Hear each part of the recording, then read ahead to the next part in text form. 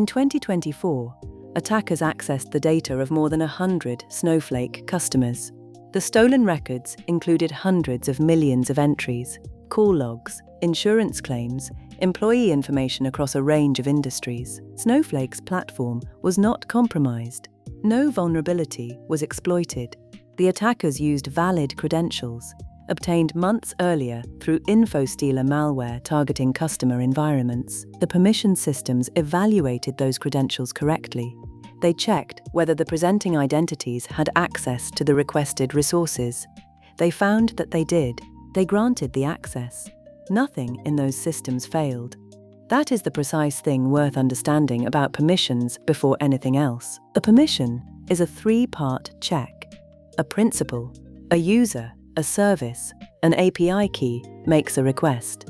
The permission system evaluates whether that principal is allowed to perform the requested action on the requested resource.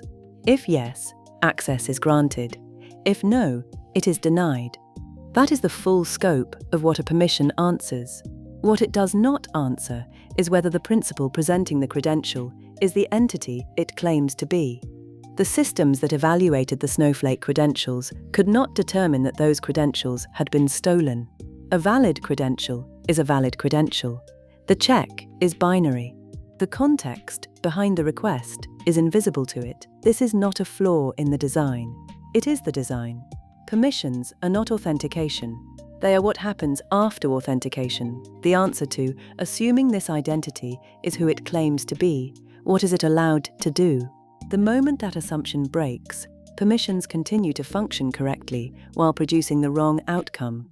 The space between access granted and access appropriate is where most real security failures live. A second dimension permissions cannot see is scope within access. Read access to a database grants read access to every row that database contains. A developer who needs to check one record to diagnose a production issue has, while that permission is active, access to all of them. The intended scope of the access and the actual scope of the access are not the same thing. Permissions cannot distinguish between them because doing so would require modeling intent, and permission systems do not model intent. Every access grant follows this pattern. The permission says yes to the resource. What the requester needed was yes to part of the resource. Those are different answers to different questions, and only one of them gets asked. A third dimension permissions cannot see is sequence. Individual actions that are each fully authorized can combine into a pattern that nothing was designed to permit. An identity with read access to configuration files, write access to a deployment pipeline, and execute permissions on a staging environment holds three individually legitimate permissions. In sequence, those three permissions produce the ability to modify production infrastructure. The configuration read reveals the deployment structure. The pipeline write inserts the modification. The staging execution validates it before it reaches production. No single step crosses a permission boundary. The combination produces something nobody intended to grant. In cloud environments, this is the standard architecture of privilege escalation. Attackers rarely look for a single over-permissioned role. They look for a path, a sequence of individually permitted steps that accumulates into access no one designed for. The fourth dimension is time. A permission correctly scoped when granted may not be correctly scoped 6 months later. The role appropriate for a team's needs at one project phase may cover a far larger surface once that phase has ended. Permissions do not evaluate whether they are still appropriate. They evaluate whether they exist. As long as the permission exists, the access is granted.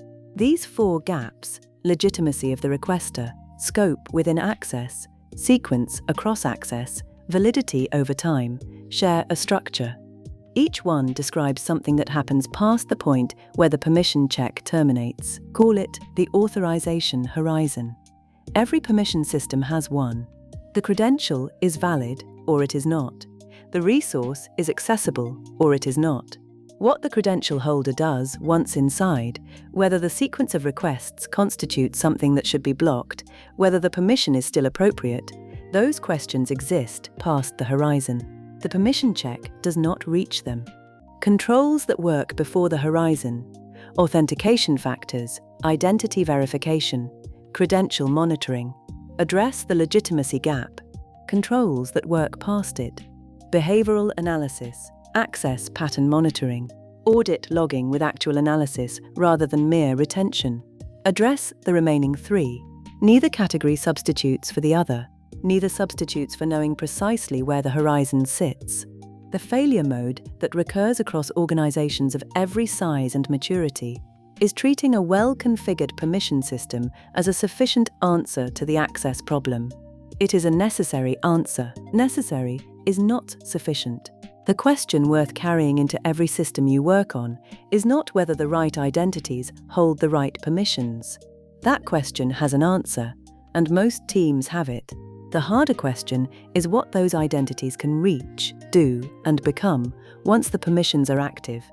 Across all 4 dimensions, the permission check cannot see. In most systems, that question has never been asked.